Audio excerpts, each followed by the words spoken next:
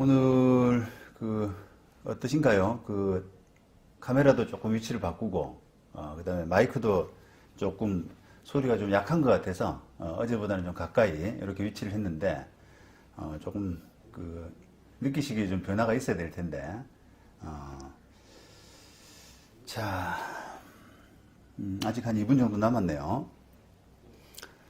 이제 조금 뭐랄까요, 지금 제가 방송은 좀 많이 해본 편인데 라이브 방송은 사실 인코더라고 프리즘이나 뭐 OBS 프로그램 이런 것들이 같이 이렇게 동반이 돼야 돼가지고 이런 부분들은 제가 직접 해보진 못했습니다. 남들이 이렇게 만들어 놓은 그런 방송은 나가서 뭐 진행도 하고 또 게스트로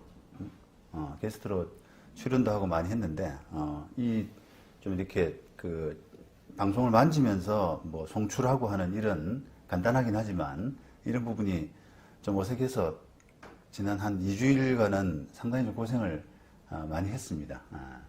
그래서 뭐 장비도 사고 지금 나름대로 이렇게 만지는데 익숙해지려고 노력을 했는데요. 이제 조금 뭐랄까요, 거의 완전히 알게 된 듯한 느낌? 그런 느낌입니다. 예. 자, 지난번에는, 분리처분 금지가, 분리처분 금지의 효과, 그 다음에 처분이란 것이, 분리가 금지되는 처분이란 것이 뭐냐, 이런 부분들을 좀 살펴봤고요. 오늘은 대지사용권 성립으로 이제 볼 수 없는 사례라고 해서, 다시 말하면 이게 유효하게, 대지 지분, 대지 사용권이 분리되는, 그런 경우를 이제 여러 가지를 한번 살펴보겠습니다. 어떻게 보면 이제 이게 이런 부분을 알아야, 분리처분이 안 되는 것과 분리처분이 되는 것, 이런 부분에 대한 경계, 그 다음에 구분, 이유, 이런 부분을 이제 정확히 알아야지 그거를 대지사용권 또 분리처분 금지를 완전히 이해할 수 있는 경우라고 할 수 있지 않습니까? 그래서 이런 부분에 대한 이해가 굉장히 이제 중요한 부분이고 또 구체적인 이제 케이스에 들어가게 되면 참 이게 소위 말하면 아리까리할 때가 참 많아요. 예, 그래서 사례 연구를 좀 잘 하셔서 왜 그런지, 왜 이거는 분리처분 금지가 되는 경우이고 안 되는 경우인지 그런 부분들을 여러분이 좀 정확하게 이해하실 필요가 있습니다. 자,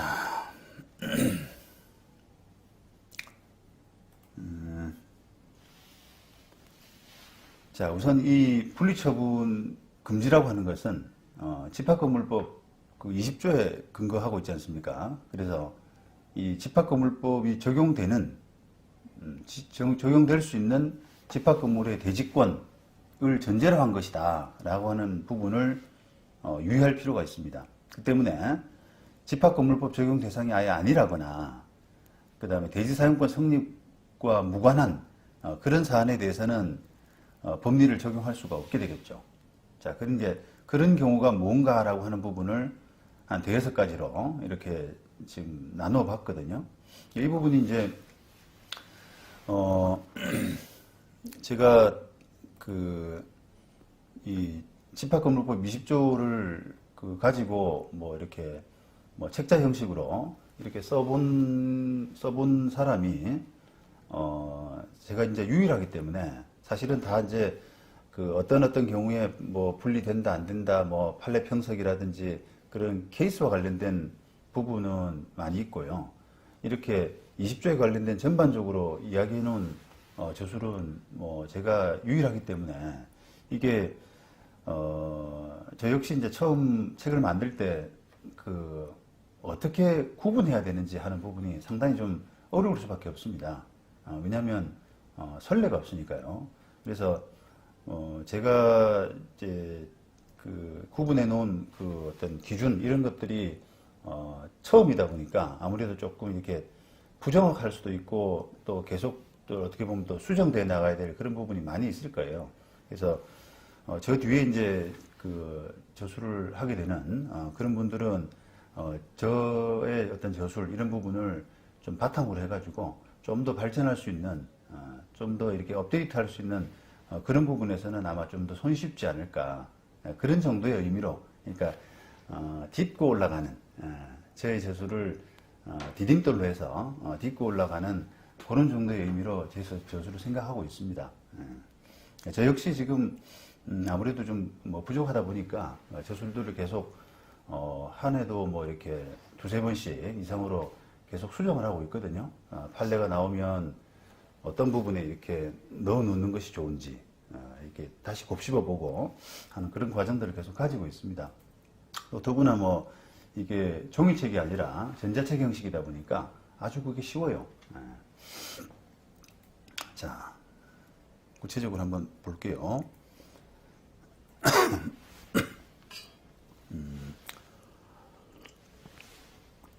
자, 대지 사용권 성립 이전에 이미 분리 처분된 경우라고 해서 대지 사용권 성립 이전에 이미 대지 지분이 매매되거나 대지 지분만에 대해서 저당권 설정되는 이런 식으로 이제 분리 처분되었다면 20조가 적용되지 않을 수가 있죠. 자, 대지 사용권 성립은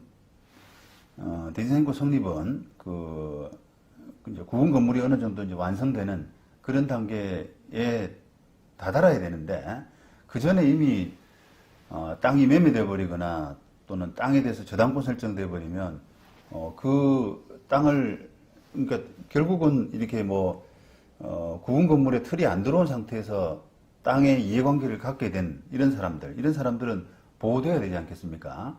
그런 부분이 이제 가장 큰 부분이죠. 이건 뭐 우리가 그 어떤 민사법리의 기본 아니겠습니까?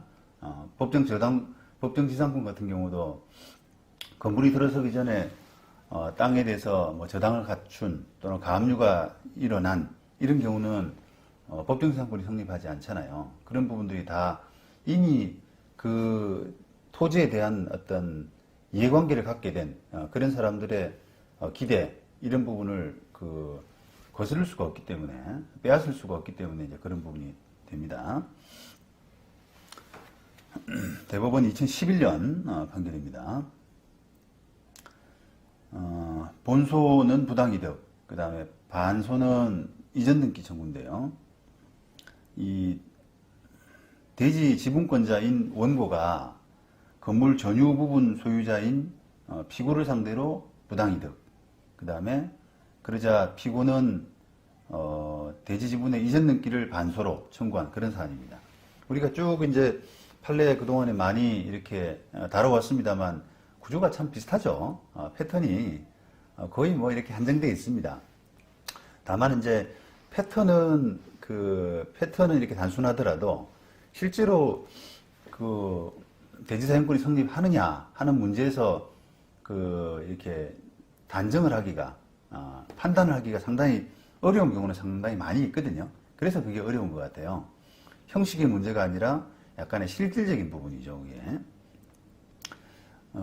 그리고 이제 본소 반소 이야기를 좀 드리는데 계속 뭐 본소 반소가 여기 이 사건에서는 20조에서는 상당히 많이 이렇게 얽히지 않습니까? 그것은 뭐 어떤 사람이 이제 예를 들면 이 사건에서는 지료를 달라라고 해서 본소를 제기했더니 상대방이 그럼 이번 참에 나도 등기를 넘겨받아야겠다 라고 해서 반소를 제기한 그런 케이스거든요. 그래서 조금 쟁점이 복잡한 이런 사건들은 서로 이제 뭐랄까요, 이 사람은 저 사람에 대해서 뭔가 할 말이 있고, 그러니까 우리 할 말이라는 게 법적으로는 청구라고 하는데 이 사람이 저 사람에 대해서 뭔가 청구할 게 있고, 반대로 또 저 사람 입장에서는 오히려 내가 청구할 게 있다 라고 하는 그런 분쟁들이 동일한 사실관계를 중심으로 해서 엮여 있을 때는 본소 반소가 잘 일어나거든요.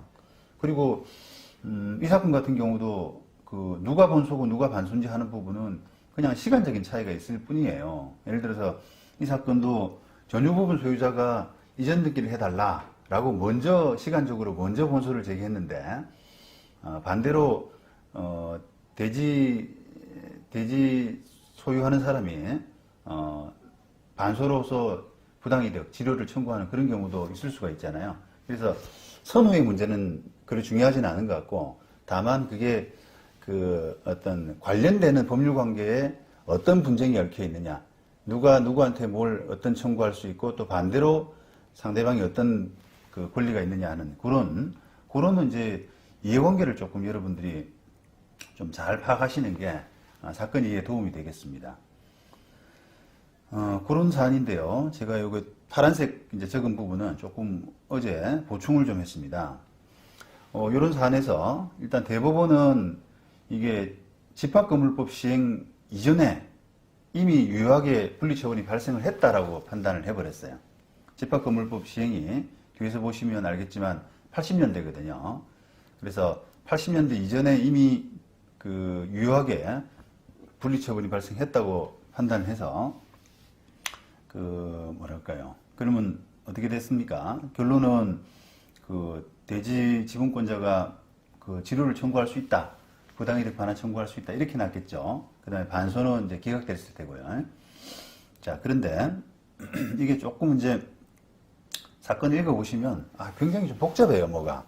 그래서 조금 이게 이제 그 큰 틀을 여러분들한테 미리 이렇게 이야기해 드리는 게 좋을 것 같은데, 쭉 제가 좀 이렇게, 집중을 해서 한번 읽어보니까, 법 시행 이전에요, 결국.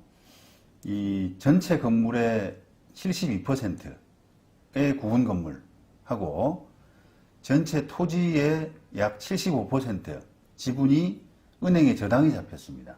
이게 이제 외환은행인데요. 은행에 저당이 잡혔어요. 그래서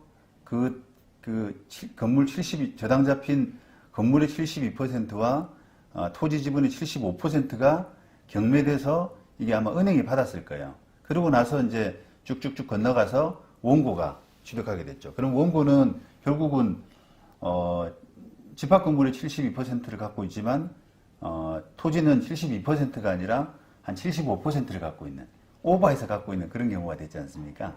그러니까 내가 72% 갖고 있는 구분 건물의 소유자로서 72%를 넘어선 3% 정도는 그걸 못 가진 사람, 그걸 못 가지고 있는 누군가에게 지료를 받을 권리가 있다라고 해서 잡은 사람이 이제 피고가 되는 거죠. 피고는 이 사건에서 아마 하나도 못 갖고 있는, 대충 나중에 읽어보시면 알겠지만 한 3% 정도의 그 구분 건물 소유자이면서 대지 지분을 하나도 못 갖고 있는, 이제 차이가 항상 발생할 거 아니겠습니까?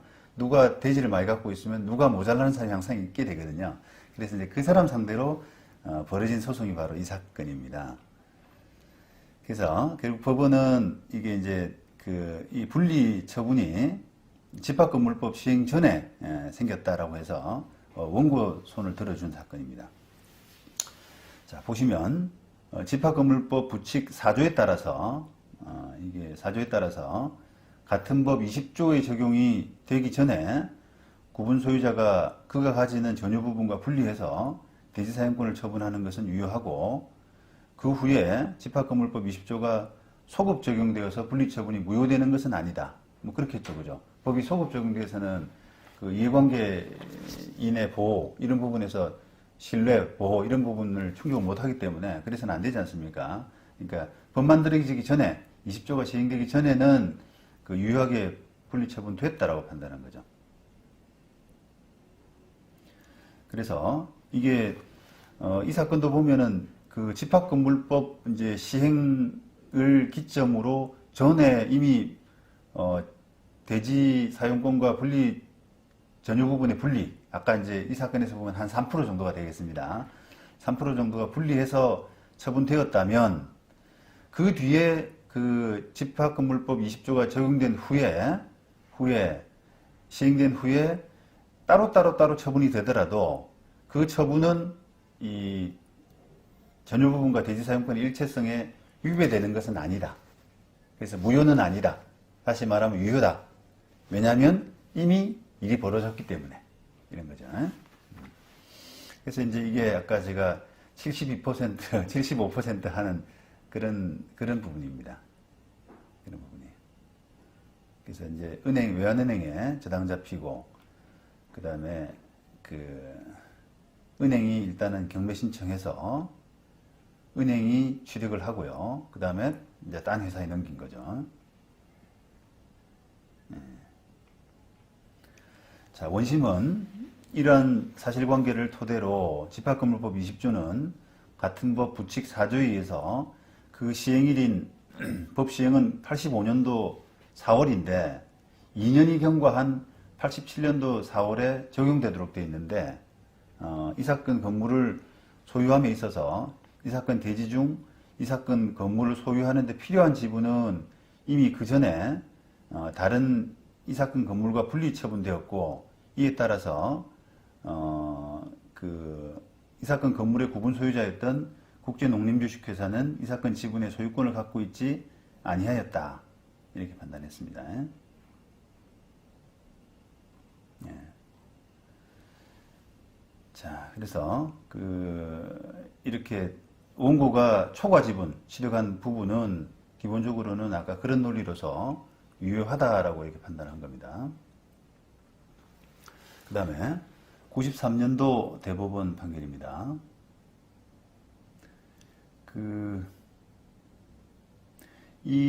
지금 이 대법원 판결은 법시행일이 20조의 시행일이 86년 4월이라고 봤는데, 제가 볼 때는 아까 87년 4월이 맞는 것 같더라고요. 이 하급심 판결에서 이야기했던 이 법 자체, 법이 이제 85년도 4월부터 85년 4월에 그러니까 다른 법률 조항과 달리 20조는 하여튼 그거보다 좀 늦게 이렇게 시행되도록 했어요. 그래서 따져보면은 87년 4월이 맞는 것 같은데, 요건 조금 이상하더라고요. 그래서 그 법 시행일 86년 4월이든 하여튼 87년 4월이든 간에 그 법 시행 20조의 시행일 전에 그 건물 및 대지 지분을 분양받았지만 건물에 대해서만 소유권 이전 등기를 격려한 소유자로부터 저당권 설정을 받은 이런 사람입니다. 저당권 설정. 요 사례를 좀 무슨 사례인가, 왜 손해배상이 됐을까라고 제가 좀 찾아보려고 그랬더니 없어요, 내용이.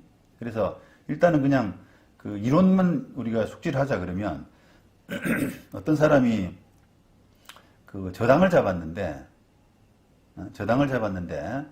그 건물에 대해서만 저당을 잡았단 말이에요. 집합 건물의 건물에 대해서만 저당을 잡았죠. 근데 만약에 그 저당이 이미 그 저당 잡을 당시에 대지 사용권이 성립된 상태였다 그러면 그 부지인 대지 사용권에 대해서도 근저당권의 효력이 미치지 않습니까? 그런데 그때 저당 잡은 시점이 그 법 시행일 전이었단 말입니다. 법 시행일 전. 그래서 결국은 이 저당권의 효력은 건물에 대해서만 미친다라고 하는 그런 뜻이에요. 근데 이 사건은 보세요. 그 저당 잡은 시점은 법 시행일 전인데 그 후에 법 시행일 이후에 근저당권이 실행됐다라고 하더라도 역시 마찬가지라는 겁니다. 그러니까 결국은 그 저당권자의 이해관계라는 것은 저당권자의 권리관계라는 것은 저당권을 설정한 그 당시 그 당시 법을 기준으로 판단해야지 저당권의 실행 시점, 실제로 그게 언제냐, 이런 부분은 별 관계가 없는 거죠. 그래서 마찬가지입니다. 이상 없습니다. 그리고 부천지원 2011년 판결입니다.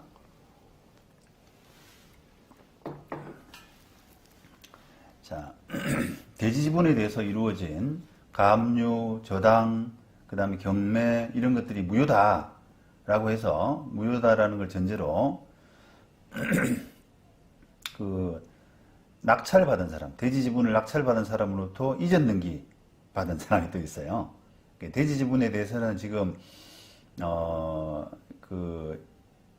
그 대지사용권 성립 이후에 뭐 가압류, 저당 이런 것들이 생겼고, 그 다음에 낙찰을 누군가 받았고, 그 다음에 또 누군가 이전 느끼를 받았는데, 그 사람을 상대로 이제 진정명의 회복을 원인으로 한 이전 느끼를 청구한 그런 사안이죠. 그 누가 했겠어요? 당연히 전유 부분 소유권자가 했겠지 않습니까? 그 사람 논리는 가압류 자체, 저당 자체가 다 무효니까 그 뒤에 그걸 원인으로 해서 이전 등기 받은 사람, 낙찰 받은 사람, 이전 등기 받은 사람, 이 사람이 다 무효니까 결국은 나한테 그 권리를 달라. 하지만 그 소송의 형식은 이제 뒤에 조금 설명드리겠습니다만 보통은 말소 등기가 되는 거거든요. 말소 등기. 그래서 다 너희들 소유권 넘어간 것들은 다 무효니까 소유권 이전 등기 말소 이런 소송을 하는 게 정상적인데 그 소유권 이전 등기 말소의 다른 방편으로 예를 들면 이제 이렇게 전전해서 말소가 여러 번 전전해서 일어난 경우에 한 사람 한 사람을 다 말소를 청구하면 번거로우니까 그냥 맨 마지막에 있는 사람 그 사람이 실질적인 지금 이해관계자 아니겠어요?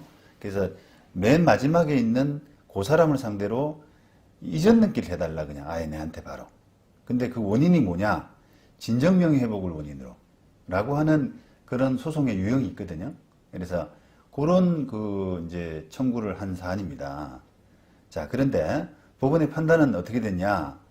이게 그 가압류나 저당 이런 것들이 집합건물법 제정 전에 땅에 대해서 이루어진 거니까 그 유효하다는 거예요. 그런 처분이 유효하고 그래서 원고 청구가 이제 기각이 된 그런 사안이죠.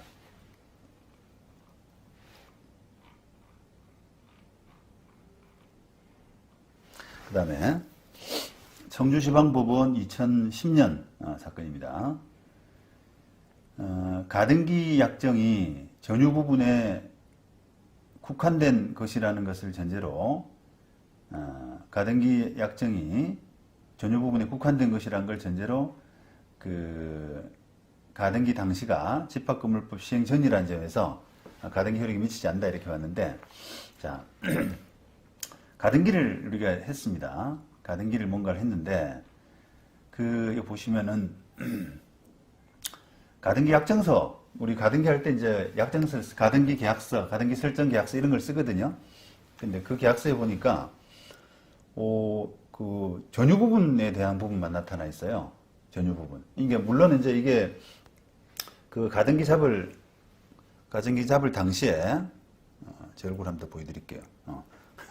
가등기 잡을 당시에 그게 이미 그 집합건물 구분 건물이 이미 대지권화 돼가지고 그 건물 등기부 쪽에 대지권 등기가 다 이렇게 편입이 돼버렸다 그러면 문제가 없죠, 그죠? 근데 이제 그게 건물 부분과 토지 부분이 따로 노는 그런 상태였어요. 자, 그런데 가등기를 잡으면서 계약서에다가 설정 계약서에 건물 부분만 표시가 되어 있는 거예요. 그러니까 이제 논란이 된 거 아니겠습니까? 가등기 잡은 사람은 땅까지 넣어야 되는 거를 착오로 못 넣었다. 그러니까 그것도 받아야 된다. 우리 두 사람의 약속은 실제로 땅까지 같이 넣는 거다. 땅까지 같이 안 넣는 경우가 어디 있겠냐? 왜 빼겠냐? 뭐 이런 식의 이제 그 주장을 하는 거죠. 근데 거기 상대방, 피고인, 가등기 의무자 상대방은 이런 이유 때문에 건물만 넣기로 했다. 그래서 계약서에 그것만 박힌 거다. 땅을 일부러 뺀 거는 다 이유가 있는 거다. 이런 식으로 이제 항변을 하는 거거든요. 그래서 그 부분에 대해서 이제 법원이 판단이 이루어진 겁니다. 이 사건 대지에 관해서 가등기가 약정이 됐느냐라고 하는 그런 판단이에요. 이게 이제 제법 많아요, 이런 사건들이. 이게 그 정확하게 합의가 좀 잘 안 이루어진다든지 계약서를 좀 건성건성 쓴다든지 하는 그런 부분 때문에 이게 꼼꼼하게 뭔가 그 계약서에 반영이 안 돼 있으면 이런 분쟁이 발생을 하거든요. 그런데 법원이 어쨌든 종합적으로 이렇게 심리를 해보니까 이 청주 법원이 보기에는 가등기 약속이란 게 전유 부분에 국한된 것 같다. 전유 부분에 국한된 것 같다. 이렇게 한 거예요. 자, 그러면 만약에 법원 판단에서 가등기 약정이란 게 그 대지지분권도 계약서에는 반영이 안 돼 있지만 대지지분권도 포함된 것 같다라고 하게 되면은 그 약정에 따른 그 이전 등기가 당연히 가능하지 않습니까? 그런데 그 약정이 이제 불분명하기 때문에 법원은 논란 끝에 어쨌든 그건 두 사람 약속 대상은 아닌 것 같아. 그건 전유 부분에 국한된 거야 라고 이렇게 판단을 하니까 그 다음 문제가 생긴 거예요. 그러면 그렇다면 그 지분권까지 대지사용권으로 같이 가등기 잡은 거 아니냐 이런 이제 논란이 되는데 이게 가등기할 당시가 집합건물법 시행 전이다 라고 해서 그 대지 지분에 대해서는 가등기 효력이 미치지 않는다라고 판단한 겁니다. 그래서 첫 번째는 이 사건 대지에 관한 가등기 약정이 있느냐 이 판단이고요. 그다음 두 번째는 이 사건 가등기가 대지권에도 효력이 미치느냐 이 20조의 판단입니다. 그래서 원고가 진 사건이죠. 아이고, 화면을 못 보여드렸네. 내 얼굴에 정신이 없어서. 자, 그 다음에 2016년 대법원 판결입니다.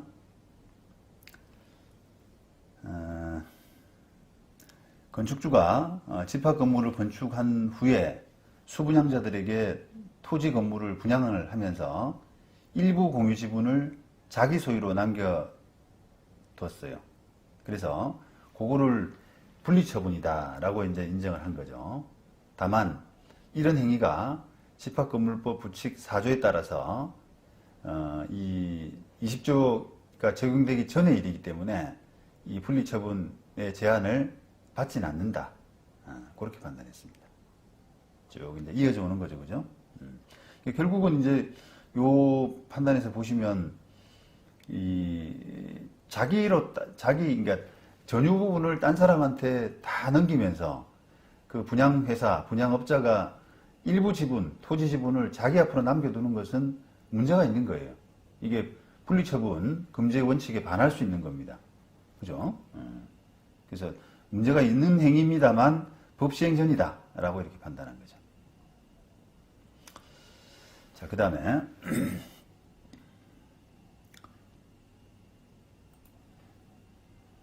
자, 요게 이것도 이제 지금 여러분들 쭉 다른 사안에서 보시는 것처럼 법 시행 전후를 통해서 이제 일이 많이 벌어지는데 법 시행 전에 이미 그렇게 분리처분이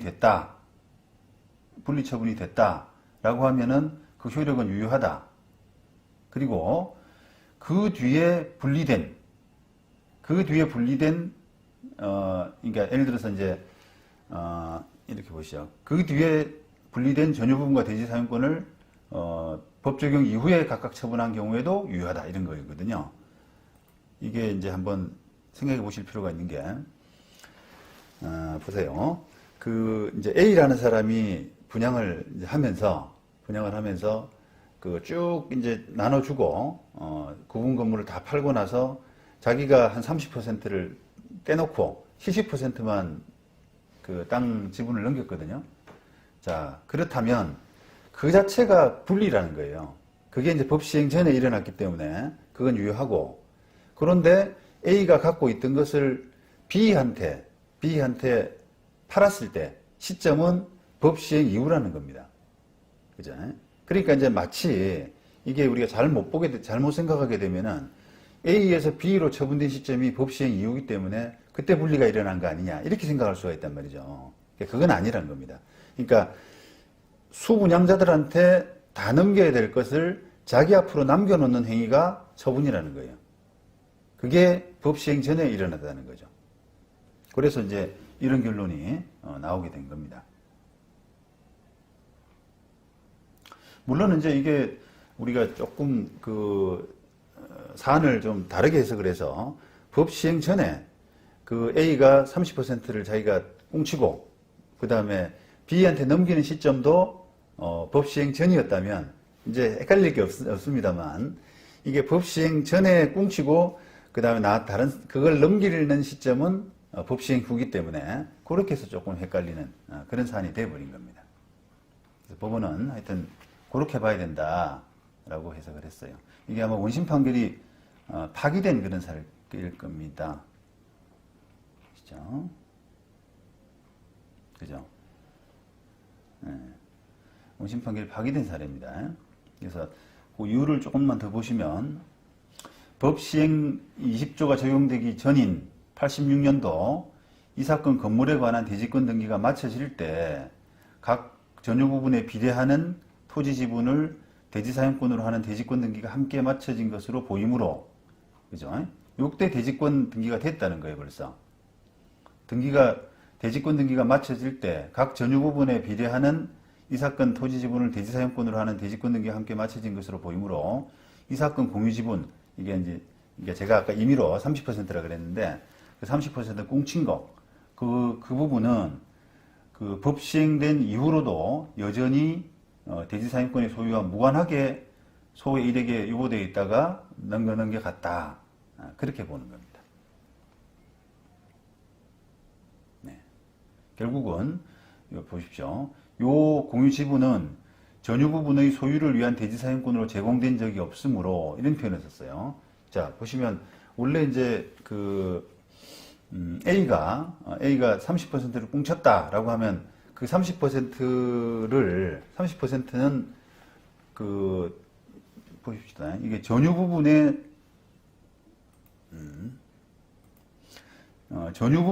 이 사건 공유 지분은 전유 부분의 소유를 위한 대지 사용권으로 제공된 적이 없으므로 이를 따로 처분하였다고 하여 그것이 분리처분 규정에 위배된다고 볼 수는 없다. 이렇게 표현했어요. 그래서 요 부분, 요런 표현들이 이제 앞으로 자주 나옵니다. 그러니까 이 사건 공유 지분은 전유 부분의 소유를 위한 대지 사용권으로 제공된 적이 없다. 이런 부분. 그러니까 아까 제가 30%가 결국은 그 집합건물법 시행 전에 수분양자들한테 70%만 주고 자기가 30%를 꽁치기로 한 거. 물론 이제 계약서에 그렇게 돼 있을 겁니다. 아마 이거는. 그러니까 쭉 이렇게 그 분양 계약서를 다 그 합해 보면 70%만 수분양자들한테 넘어가기로 하고 30%는 제공한 적이 없는 건 맞아요. 그런데 그렇게 하더라도 그게 집합건물법 시행 전의 일이면 그것은 유효하고, 그래서 다시 말하면 그 30%의 지분이란 것은 전유 부분의 소유를 위한 대지 사용권으로 제공된 적이 없는 거죠. 그렇기 때문에 이것을 법 시행 이후에 따로 제공했다고 하더라도 그것이 분리처분 금지에 위반된다고 볼 수는 없는 거예요. 그죠? 근데 이제 원심은 아까처럼 잘 못 본 겁니다. 그냥 법 시행 이후에 다른 사람한테 넘어갔기 때문에 그게 무효가 아니냐, 이런 식으로만 이제 판단한 겁니다.